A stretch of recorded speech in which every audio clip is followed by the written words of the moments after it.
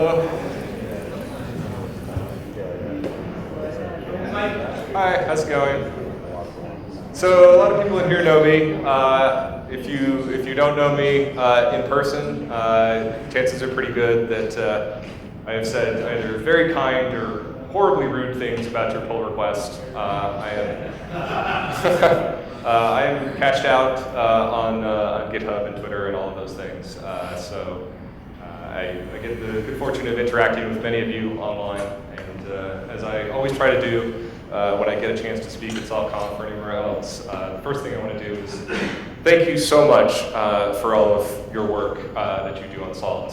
Sometimes we don't thank you as much as we should, and it's important to recognize that open source is, at the end of the day, a volunteer community. It's a self-interested volunteer community, and that's great, but it's a volunteer community, and honestly, thank you so much for the work that you do. It's really appreciated by me.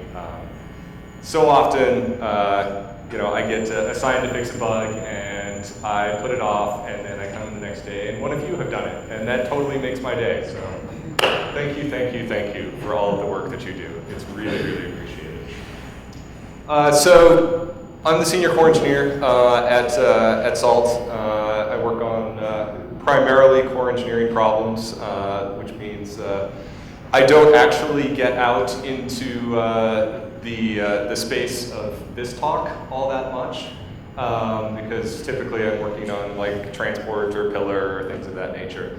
But there are many interesting places in Salt, and a lot of them are not platform specific, and so that's sort of what I want to talk about today. Places inside various plugin systems that are related to the management or understanding of Salt itself as a system. So what we're going to do first is we're going to go over the various plugin systems. We're going to talk about beacons. We're going to talk about reactors. When I wrote this talk originally last year, that stuff was all brand new. Unfortunately, not as many people as I would like are familiar with those systems, because people generally treat Salt as a configuration management platform, and while it very much is that, I think that is only 10% of the story of Salt, and so I would very much encourage people to think of Salt as much more than that. I consider it to be a general automation framework for systems management. So in terms of the top secret, as it were, right? I didn't create the title of this talk, by the way, and I dislike it intensely. The so-called top secret plugins. We're going to talk about SDB, we're going to talk about SaltMod, we're going to talk about TestState, SaltUtil, and then poke around a little bit in state.py. So the first thing to do is to talk about Salt as a fundamentally modular system. Now, most people realize that this is true. Salt's core is, in effect, very small. I would be willing to bet that the sum total probably of Salt's core architecture in terms of areas which are not fundamentally a pluggable system, probably excluding utils, is probably less than 5,000 to 7,000 lines of code. They would know, right? Like it's in that neighborhood. It's not a ton. It's not what you would expect. For a nearly 400,000 line code base, almost all of it is a pluggable system, right? This is all made possible by the Salt loader. If we do have time today, we may take a peek at the Salt loader. One of the things that I would sort of like to do toward the end of this talk is to give you a sample of, or an example of how easy it is to make a new pluggable system in Salt, right? One of the points that Tom Hatch made the other day when he and I were teaching the advanced class was that Salt's loader, right? And the loader is this piece of code, and that can take basically directories of Python modules and sort of abstract them into kind of a virtualized namespace, right? For us, it's dictionaries where the keys are strings and the values are functions themselves. And allow you to, inside sort of these virtualized namespaces, inject functions from other loaded systems, right? Which is how, for example, when you're writing an execution module or you're reading an execution module, you might see under salt, right? It's the loader which is going through and ensuring that when this module has been loaded, that you can cross-call other modules, right? So, for example, you could create a loader system where you have your modules, and then you could call into the rendering system, right, or what have you, right? It's the loader that makes all of this possible. When I wrote this talk last year, there were 20-something pluggable systems installed. I think it's getting closer to 25 now. Obviously, this is way too many for today. Traditionally, people use, like kind of less than half a dozen, and really only deal, primarily with 2 or 3. Because again, most people treat Salt as a configuration management platform. So in terms of pluggable systems, they look at execution modules, and then they look at states, right? Right. Okay. So let's start out talking a little bit about beacons. Is there anybody in here who does not know what a beacon is? It's okay. One person? Okay. So a couple people don't know what beacons are. Okay. So in order to explain beacons, I want to take a kind of a step back and talk about one of the general methodologies of using Salt as a generalized automation framework.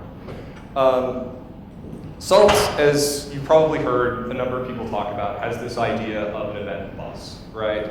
The event bus is just a fancy word for basically a messaging bus. It's a message bus, right? In the same way that we have lots of other message buses that are out in the software development world, right? Be it message queues like RabbitMQ or sort of more complex messaging systems like Kafka, right?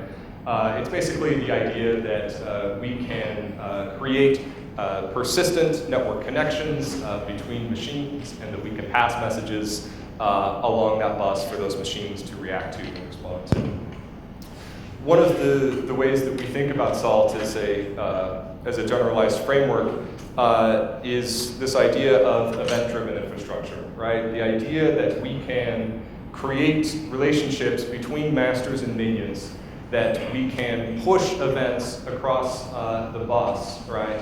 And that we can then react to those events, and that we can use those reactions to dynamically reconfigure systems, right?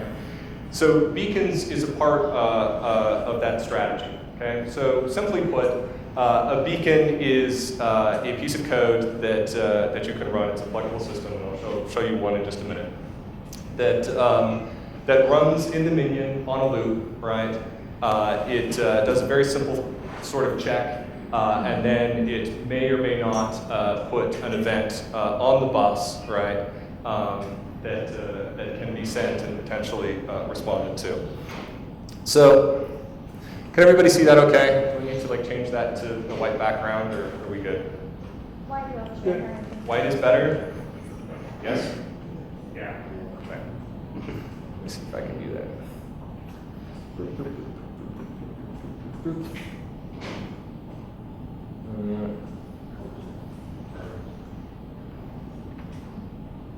Built-in schemes. White on black. Huh, that didn't work at all. Did I?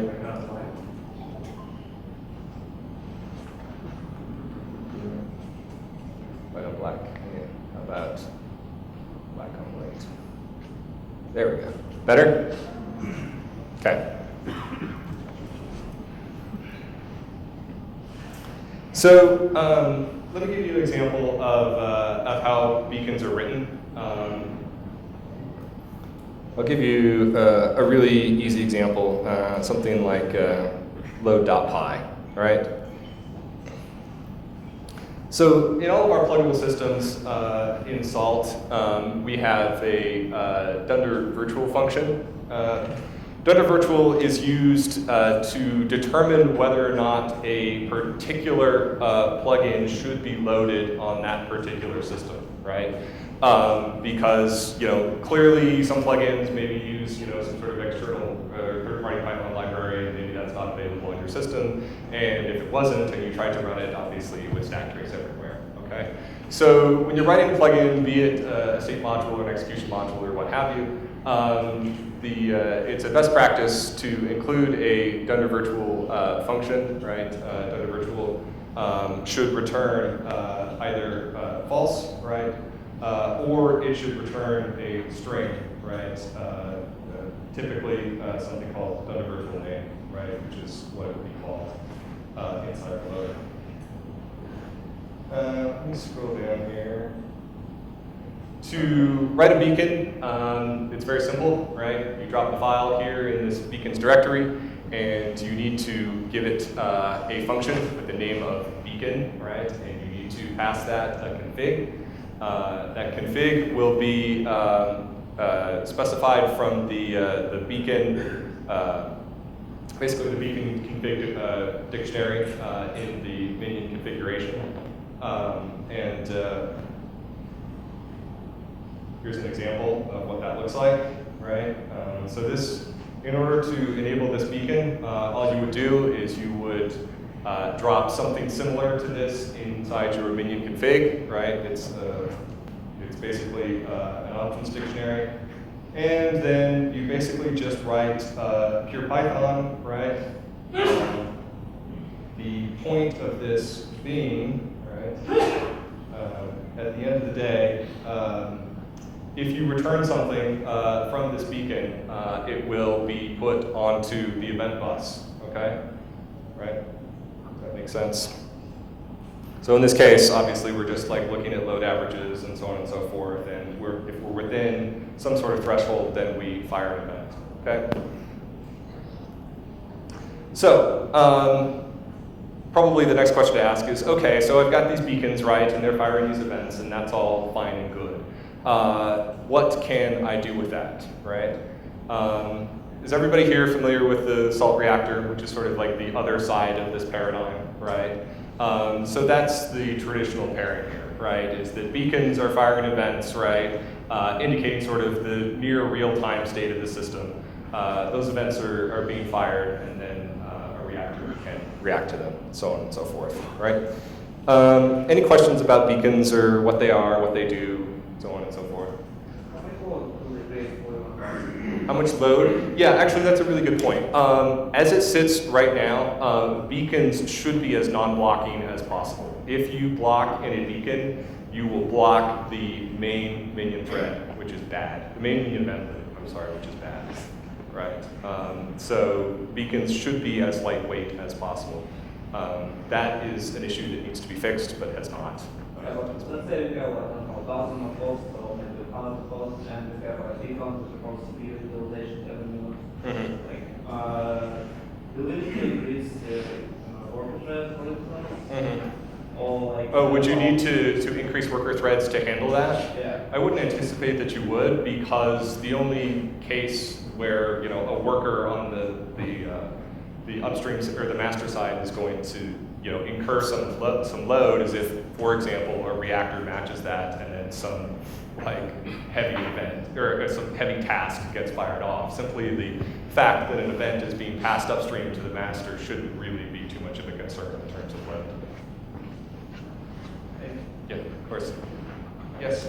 So what if we use beacons monitoring most of our VMs, and we trigger the reactor to let the master send out some reactions? Sure.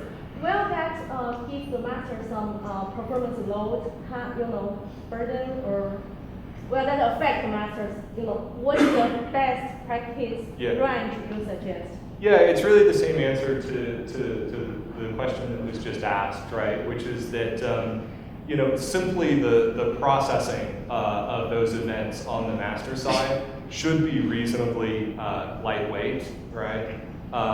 It's the question is like, how heavy is the task which is kicked off by the reactor, right? But simply the processing of those events should not be problematic. Okay, but what if the reactor, I have a reactor Uh-huh. to react, at the same time, do we have some limitations as, we should limit how many reactors we can, trigger, how many events we can, send back from the lineage at the same time? So the question is like, should we worry about how many events are being sent across this bus, right? To the best of my knowledge, and there may well be exceptions to this, I'm not really familiar with people that are running into that. Raine might be the best person to ask that, because I know that he gets into those types of situations from time to time. I think the question is like, what should they be worried about? What's the capacity? The capacity is like the message bus. Queue or any of the others? Right. I've dug into that. Yeah. I've been down there. It's really fast, but I have some concerns Sure. that I haven't necessarily come to a conclusion on. So I don't want to. Yeah. I'm kind of in the same boat. Like I have not come up to anybody. I have not seen any installation at this point that can conclusively put a cap on the number of events which can be passed across the message bus. I'm sure it exists, but I don't know what it is. It's high enough that I haven't seen it in the real world. Please. Just to contribute that, Yeah. good pretty good installation. Yeah. I think the bottleneck there is going to be workers processing the requests coming in Sure. from the minion to fire the event on the event bus. Right. The event bus itself is going to be super fast, but it's Right. going to be the workers processing those requests. Right. But again, like so long as they're not matching, right? Like they're not matching and kicking off some task, right? Even that processing, I think, is going to be pretty fast. Yeah, I mean, once you get to a certain scale, right? Because Sure. it's still crypto. Yeah. No, absolutely. Right. Yeah, you're absolutely right. Yeah, fair point. Yeah. Any other questions, concerns? No? Okay. Forward, no. Hello? There we go. Okay. We went all the way forward. Okay. I think that's where we wanted to be. Great, okay. SDB, okay. SDB, I'm sort of anticipating that not as many people are familiar with what SDB is, right? Yes, no? How many people have seen SDB or know what it is or have used it? Wow, that's actually way more than I thought. So SDB is basically a small persistent data store that can be used inside Salt. Well, inside Salt, traditionally inside Salt states. It's, just like we say here, used for small bits of data that need to persist but don't require a bunch of overhead. The really nice thing here is that you can use it just like any other execution module. It's SDB set, SDB get, right? Basically, you're done, right? In fact, we'll look at SDB right here, right? So this is really straightforward, right? You can configure SDB, right, to basically pull out of whatever sort of external data store you want, whether it's Memcache or local or whatever you need it to be, and really just like the config says, right? Set, get, delete, so on and so forth, right? So one of the places that people tend to get confused or have questions about would be things like, okay, how do I write or how do I have a state which potentially does X, Y, and Z, but then later on at some point in time I need to write a state, right, which understands the results of the previous stage or what the state of the system was at that point, so on and so forth, right? So sort of like tracking those transient bits of data between state runs is one potential use for SDB. People use it for all kinds of things. Does anybody have a really good use case of SDB that they want to share? Well, in our case, we have used SDB to keep track of the state of the system, as well as the performance. They just option for us. In our case, we put in let's say the first function and we put it into SDB application version state deployed. Right, right. Later you can check which version is deployed or which state equal version. Right.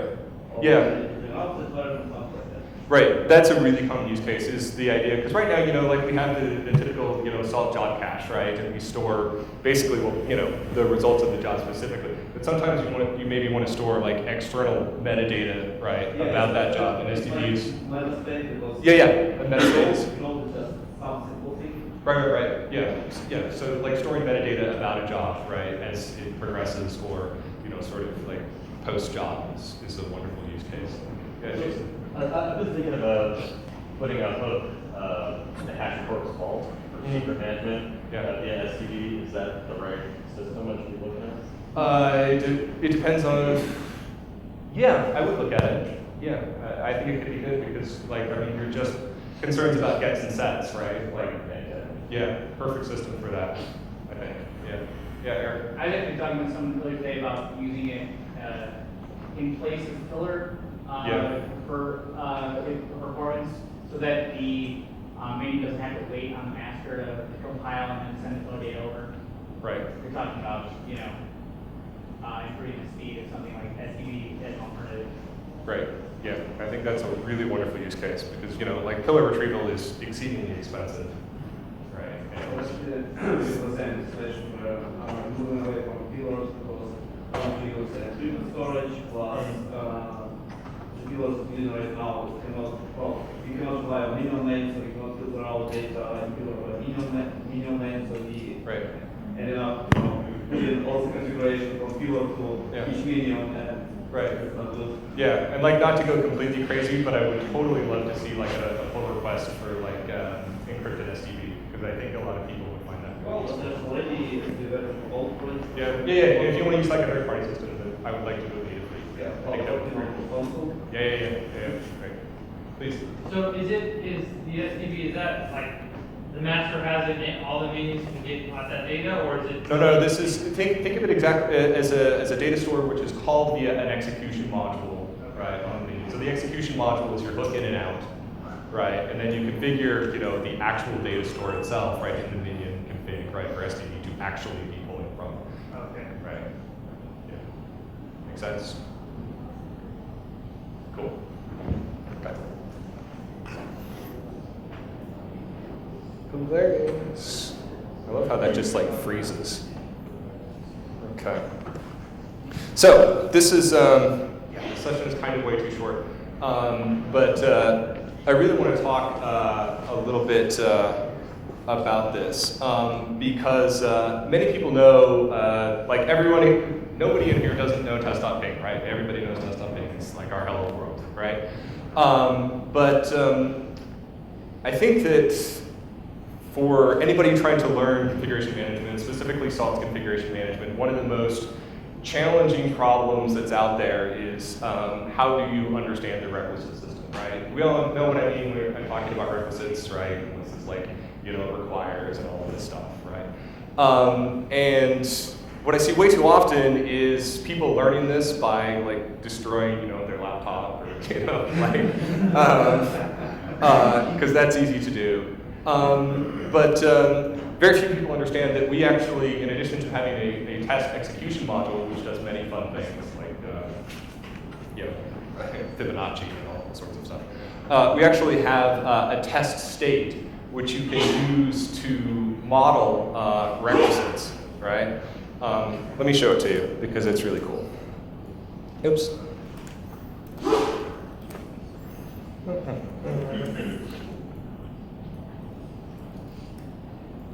Okay? You'll be so happy that you've discovered this, trust me. Actually, did anybody here know that this existed prior to me showing it to them? A couple, not very many people. It freaks me out that nobody knows about this. So this does exactly the sort of thing that you would think it would do, right? Stuff like test.noop, test.succeed with changes. And by the way, there are certain cases, right, where when you're writing states, you actually need a no-op, right, to happen. And like, you know this case if you've run into it before. You can use the TestState to accomplish that. Test.succeed with changes, like I don't need to read through these, right? In terms of the obvious. Fail without changes, so on and so forth. And so, in one hand, like it's nice, and you can just create states to use these. But the nice thing is that you can actually model out what the effect of various requisites are going to be before something really surprising happens, right? So I really like the idea that that you could sort of create like a shadow, infrastructure that just uses this test state, and then you can start to fail stuff, right?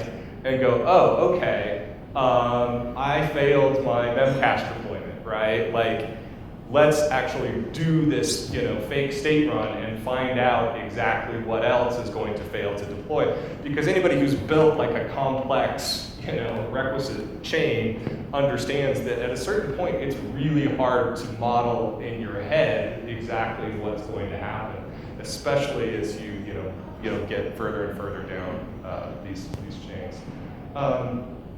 There's tons of stuff in here. I mean, like, clearly I'm not gonna, waste your time and just, make you walk through all of it.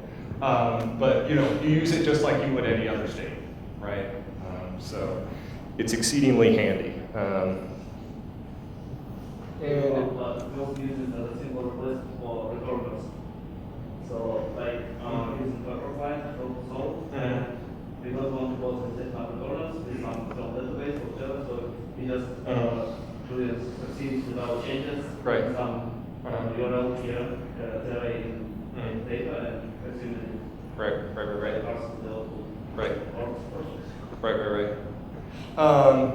So very few people know that that Salt has a queuing system, right? That's built in. It's built around the execution module layer, right? And you can actually interface with it. We have a queue runner, and so this can get really nice, especially like the. I don't know. Sometimes I feel like I don't need to explain the use cases because everyone in here should be like, oh, I need to build a queue, right? You can do all that stuff in Salt. It's really easy. I'm going to skip over that because we're kind of running short on time. MasterTops, right? I actually, every time I come to SaltConf, I get at least like 10 variations of the same question, right? Which is like, okay, I've kind of got myself in over my head about how to like make everything else dynamic, right? But I've got these very static, structured top files, right? And it's hard for my teams to sort of, come together and collaborate on these. One of the things that you could do, we have this MasterTops system, and it does effectively, what we're saying here, which is that you can use, instead of like just declaring these, in flat files, which is what 99% of people do, you can use an external system, and you can query that and use it to dynamically generate, your top file data. We all know what top files do, right? Like they create targeting data for high states, right?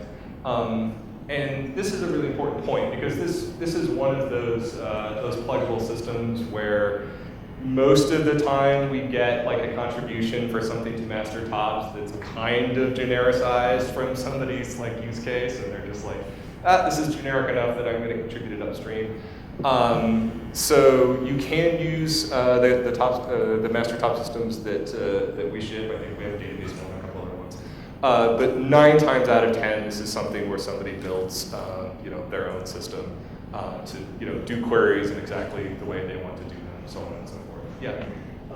You use an external source and generate your top file that way. Is that something around the maintenance process? How often does that file? It runs whenever the top file would normally be accessed. Oh, okay. So it's on. Correct. It is on demand. Yeah. Is that pluggable with Pillar? Is that pluggable with Pillar? Yeah. I believe so. I would want to go back and double check. It's been a long time since I've read that code, but I'm pretty sure. Let me think. Yes, it should be. Okay. Yes. Any other questions about MasterTops? Sorry. I'm intending to just give a very brief overview instead of diving too deeply into something. Please, if you have like specific questions, stop me or live. Right? Okay, so actually, now that I say like I'm going quickly, like I kind of run out of content. One of the things that I wanted to do before I do this, before I just kind of open it up to generalized questions, is to show you the loader, because I would like us to build a number of additional pluggable systems, and this is one of the places where a lot of people like kind of fall over when it comes to contributing to Salt. Like we're all really good at going, oh, okay, I know how to build a new returner, or I know how to build a new whatever it is, right? But a lot of times, if you have an idea for a new pluggable system, and frankly, like, it would be very easy to build a pluggable system as a part of your deployment, right? Like if we don't have some sort of clean system for you already, it should be really easy to modify the loader and to call into that. One of the things that's on our list to do is to make the loader itself pluggable so that like you can extend that. I just haven't gotten around to it.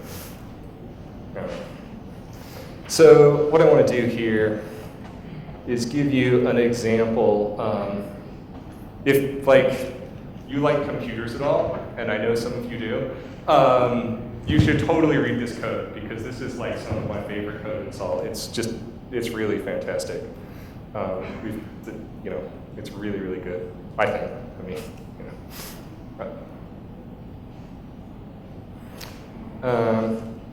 let's look at outputters, for example. Okay. So, if somewhere in Salt, right, you want a dictionary of outputters, right, so that, let's say you need it for whatever reason, you're writing it in your execution module, and you decided that you need that, whatever, right? I'm coming up with silly examples. You call, salt.loader.outputters, and you pass in ops, right? We all know what ops is. It's the option dictionary. It's basically a dictionary that represents the options in your configuration file, plus maybe a small handful of running options. Okay. This is all you need to do to create a new pluggable system. Literally, like you call the lazy loader, right, which is this big gnarly class. It's above this. It's actually not that gnarly. It's really beautiful code.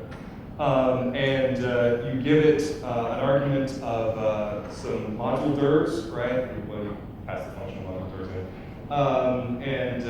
Again, you give it ops, right?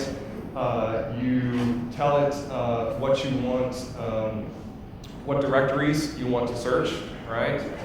And you can optionally give it additional like external directories. This is stuff that like normally gets served out of like serve salt, so you get like serve salt, expert brains or what have you. Then you pass the lazy loader a copy of ops, right?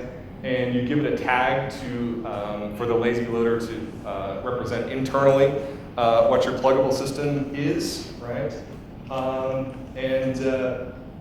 Basically you're done at that point. All you have to do is return that, and then you can call salt.loader.outputters, right? Or salt.loader or whatever your new pluggable system is, and you're completely off to the races, right? And you can start to build your own systems around that. And you can use Salt as a framework to do that. I'll find another better example, because what you can also do is you can pass in what we call packs, right? Which is the ability for us to like pack in another pluggable system, right? So you could, for example, pass in the Salt functions dictionary, right? And then inside your pluggable system, you can cross-call into Dunder Salt, and then you have access to all the execution modules, so on and so forth. Excuse me. You see an example actually of that happening right there inside the auth pluggable system.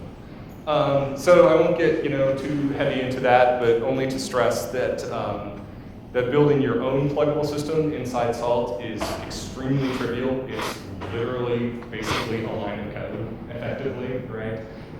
Inside a function declared here in loader.py, and you're done, right? Yeah. So is there any difference between building a pluggable system that runs on the minion versus the master in as far as loader.py is concerned? Not as far as loader.py is concerned.